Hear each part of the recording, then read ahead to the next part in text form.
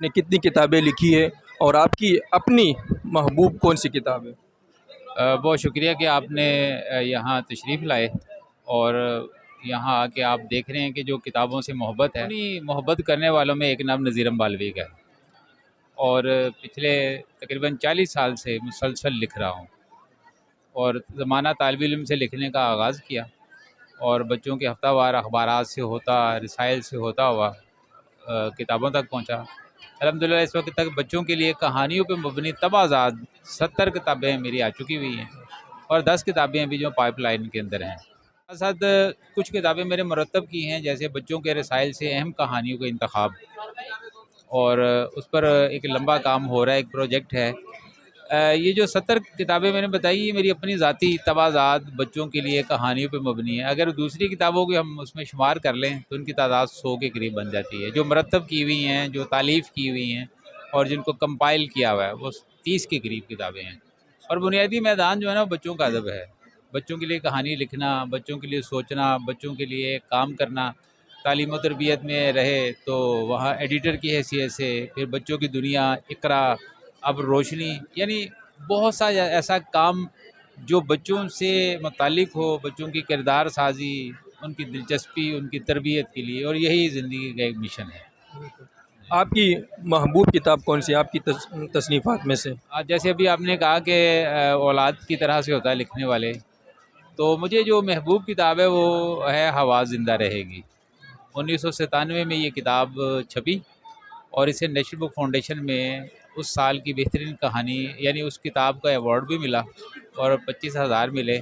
और सबसे अहम बात यह है कि ये कहानी दरअसल मुझे मेरे दिल के करीब है। 1994 में मैंने ये कहानी लिखी थी और बाद में जब मैंने किताब मरतब की जिसमें 15 कहानियाँ थी मुख्तलिफ, लेकिन जब मैंने टाइटल स्टोरी के लिए गौर किया, ने आवाज़ दी कि हवा ज़िंदा रहे से ज़्यादा कोई अच्छी उन्वान इस किताब को हो नहीं सकता, क्योंकि उसके अंदर हवा, आंधी, बिजली, बादल, ये मेरे करैक्टर हैं। और वो हवा को किस तरह से हम आलूदा कर रहे हैं, धुएँ के ज़रिए से, दरख्त काट के ज़रिए से। लेकिन वो एक जगह पे ऐसी सिचुएशन आती है कि सारे मिल के कहते हैं कि अगर हमने ज़िंदा रहना है ना, हमें हवा को ज़िंदा रखना पड़ेगा, हवा को आलूदा नहीं होना करना, दरख्त लगाने पड़ेंगे, ये गाड़ियों के अंदर जो हम फ्यूल इस्तेमाल कर रहे हैं इसको भी हमने कंट्रोल करना है।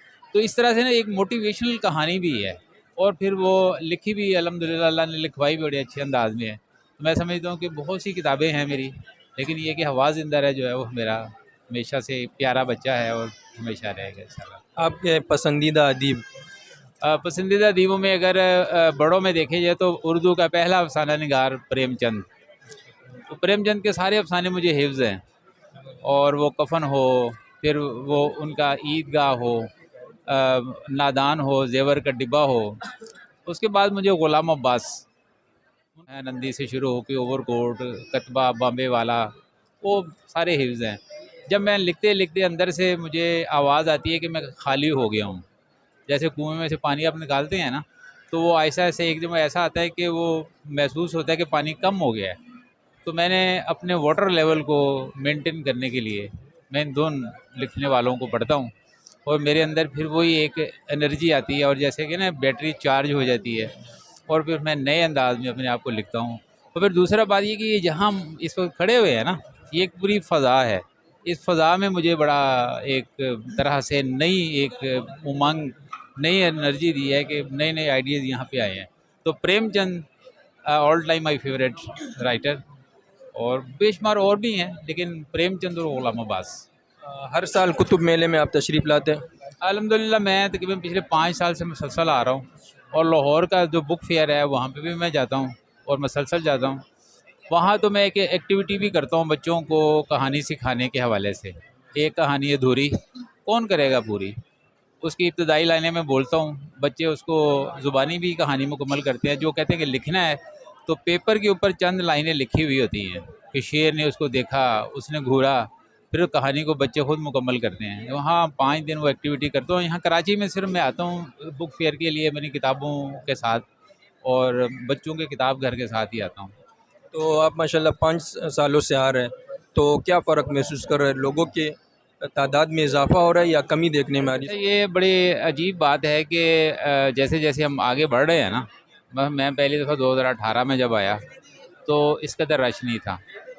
अच्छा 19 में आया तो रश और ज़्यादा था। अच्छा दरमियान में तकरीबन कोविड जब आया 2020 में, तो उसके बाद 1 साल 1.5 साल नहीं हो सका। लास्ट ईयर जो है ना दिसंबर के आखिर में, जनवरी के शुरू में हुआ था, यानी इस साल के शुरू में हुआ था। तादाद उस वक़्त जो ख़रीदार की थी वो और थी। आज जो है वो तादाद उससे अगर डबल नहीं कह सकते तो लेकिन 50% मज़ीद इजाफा उसके अंदर आया हुआ है। अच्छा पहले दिन जब यहाँ आए ना तो मैं उस पहले दिन के नहीं आ सका यहाँ पे, तो मुझे यहाँ बताया गया कि कभी भी ऐसा नहीं हुआ कि पहले दिन इस कदर रश पड़ा हो, जुमेरात वाले दिन। मैं फिर जुमे को यहाँ पे आया हूँ तो मैंने ख़ुद अपनी आँख से देखा कि रश जो है ना मज़ीद बढ़ रहा है। और आज भी और कल भी अल्हम्दुलिल्लाह हम देख रहे हैं कि डिजिटल का दौर जो है ना भाई वो ठीक है, उससे कोई इनकार नहीं है। लेकिन हमने जहाँ आज से 15-20 साल पहले यानी बाद में पहुँचना था ना, कोविड ने हमें उससे पहले वहाँ पहुँचा दिया है। बच्चे के हाथ में मोबाइल आ गया, बच्चे के हाथ में लैपटॉप आ गया, बच्चा जो है ना वो उस पर रसाई होगी। अब आम तौर पे होता है कि जब डिजिटल में आप जाते हैं ना तो आप एक ख़ास अरसे के बाद उससे उकताहट, बोरियत होना शुरू हो जाती है कि यार नहीं बस अब कुछ और होना चाहिए। अब कुछ और जो है वो किताब है, और किताब के लफ्ज़ हैं कि छपी हुई किताब का अपना एक नशा है। ख़ास तौर पर मुझे ये है कि मैं जब तक अखबारात ना डेली देख लूँ, किताब ना देख लूँ, तो मुझे ऐसा लगता है कि जैसे ज़िंदगी जो है ना वो कहीं बेकार गुजरी है, कोई आज का दिन पूरा ज़ाया नहीं चला गया। हालांकि मैं भी डिजिटल में अब पढ़ाता भी हूँ और मल्टीमीडिया भी यूज़ करता हूँ, लैपटॉप भी यूज़ करता हूँ, मोबाइल भी यूज़ करता हूँ, लेकिन इसके बावजूद किताब भी मेरे साथ होती है। तो मैं ये समझता हूँ कि जो एक होती है परेशानी वाली बात है कि जी किताब का वजूद ख़त्म हो गया, नहीं, ये किताब आएगी। और ये सारा सबूत आपके सामने है, मैं किसी से छुपा के बात नहीं कर रहा कि यहाँ जिन लोगों ने आके किताबों को ख़रीदा है और जिन लोगों से मिले हैं, तो इंशाल्लाह अगले साल इससे ज़्यादा तादाद होगी। ज़रिया माश आपका क्या है? ज़रिया माश जो है ना वो ज़रिया माश भी नहीं है, वो भी एक मिशन है। आर्मी पब्लिक स्कूल के अंदर मैं एक उर्दू के उस्ताद की हैसियत से काम कर रहा हूँ। इस वक्त army public school for international studies में उर्दू का हेड हूँ और वहाँ ओ और ए लेवल्स को पढ़ा रहा हूँ मैं। अच्छा वहाँ भी मेरे जो मुखातबीन हैं ना वो बच्चे ही हैं। सुबह के टाइम पढ़ा रहा हूँ तो मेरी जो सामने है 40 हैं। जब मैं लिख रहा होता हूँ तो फिर मुझे नहीं पता कितने हैं। सुबह जो मैं काम कर रहा हूँ उसके पीछे भी ये है कि मोटिवेशनल है, पढ़ाता हूँ, मुकम्मरी पेशा है, मेरी रोज़ी रोटी भी उससे जुड़ी हुई है। लेकिन जब मैं वहाँ से आता हूँ 2:30 बजे तो फिर मैं नज़ीरुल हसन नहीं होता, मेरा असल नाम नज़ीरुल हसन है। 7:30 से लेकर 2:30 बजे तक मैं नज़ीरुल हसन होता हूँ, और जब मैं वापस आता हूँ फिर अगले दिन तक मैं नज़ीर अम्बालवी बन जाता हूँ। फिर नज़ीर अम्बालवी, ये हाँ, कैसा नाम रहा? अम्बाला जो है ना ये एक पंजाब का आखिरी स्टेशन है जहाँ से मेरे आबा अजदाद माइग्रेट करके आए 1947 में। और वहाँ से आने के बाद यहीं आके लाहौर में अपने सारी ज़िंदगी को बसर किया। उस इलाके यानी अम्बाला की मुनासब से अम्बाला अपने नाम का हिस्सा बनाया। कुछ लोगों का एतराज़ भी होता है कि मैं तो यहाँ पैदा हुआ हूँ, लेकिन मैंने कहा कि नहीं, मेरे अजदाद जो है ना उनका नाम जो है मेरे नाम के साथ जुड़ा हुआ है। असल नाम तो मेरा नज़ीरुल हसन है, लेकिन ये कि जब लिखना शुरू किया तो कुछ अर्सा जो नज़ीरुल हसन के नाम से लिखा, फिर नज़ीर हसनैन के नाम से लिखा।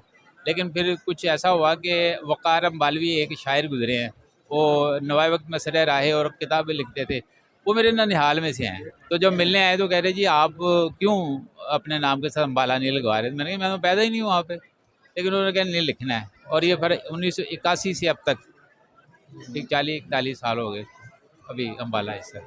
बहुत शुक्रिया, जज़ाकल्लाह खैर। बहुत आपका बहुत